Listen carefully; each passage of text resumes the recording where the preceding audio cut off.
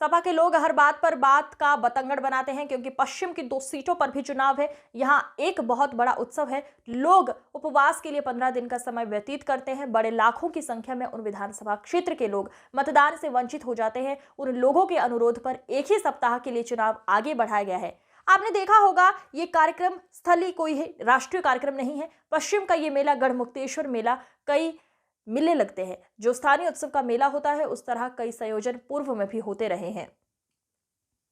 BJP EVM में तिगड़म नहीं कर पाई, इसलिए चुनाव की तारीख बढ़ाई गई। सर, ये जो एक हफ्ते का इलेक्शन कमीशन को टाइम बढ़ाया है, समाजवादी पार्टी लगातार हमलावर है। देखिए, तो हर बात का बतंगड़ बनाते हैं। क्योंकि पश्चिम की 2 सीटों पर भी चुनाव है, जहां एक बहुत बड़ा उत्सव है। लोग उपवास के लिए 15 दिन का समय व्यतीत करते हैं। बड़े लाखों की संख्या में उन विधानसभा क्षेत्रों के लोग मतदान से वंचित हो जाते हैं। तो उन लोगों के अनुरोध पर ही एक सप्ताह का ये चुनाव का आगे बढ़ाने का निर्णय लिया है। तो क्या इलेक्शन कमीशन ने पहले कैलेंडर की तरफ ध्यान नहीं दिया? हाँ, तो आपने देखा होगा कि प्राय जब इस तरह की स्थानीय चूके है, ये कार्यक्रम राष्ट्रीय नहीं है। पश्चिम का ये मेला गढ़मुक्तेश्वर का मेला और कई मेले लगते हैं जो स्थानीय स्तर का उत्सव होता है। इस तरह के कई संशोधन पूर्व में भी होते रहे। जगह पे त्रुटि पड़ गई, कोई मुसलमान को तौर पड़ गया, हिंदुओं का तौर पड़ गया, उस तरह की सर। और धर्मेंद्र यादव ने आरोप लगाया है कि भारतीय जनता पार्टी ने ईवीएम में तिगड़म नहीं कर पाई है, इसलिए वो उन्होंने चुनाव आगे बढ़ा दिया। देखिए, इस तरह के बेबुनियाद बेसिर पैर के आरोप चुनाव आयोग पर जब ये चुनाव हारते हैं समाजवादी पार्टी के विपक्ष के लोग, तब तक ठीकरा हार का चुनाव आयोग पर फोड़ते हैं। और जब चुनाव जीत जाते हैं तो श्रेय खुद को देने का काम करते हैं। ये इनका चरित्र बन गया है। चुनाव आयोग को सबसे हल्के में लेते हैं, ये सबसे कमजोर मानते हैं और उसी के दृष्टिगत हमेशा सारे आरोप हारने का, ठीकरा फोड़ना हो, उन जरूर आरोप लगा रहे हो, हमेशा चुनाव आयोग के ऊपर फोड़ते रहते हैं। अखिलेश यादव ने ट्वीट किया कि टालेंगे तो और बुरी तरीके से हारेंगे।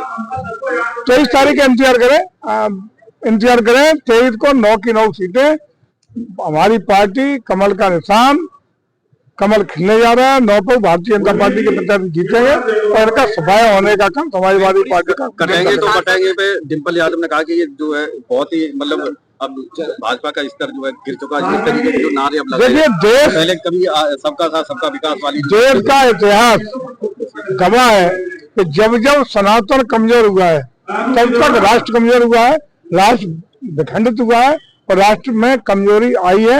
ये इस बात का प्रत्यक्ष गवाह हमारा इतिहास है।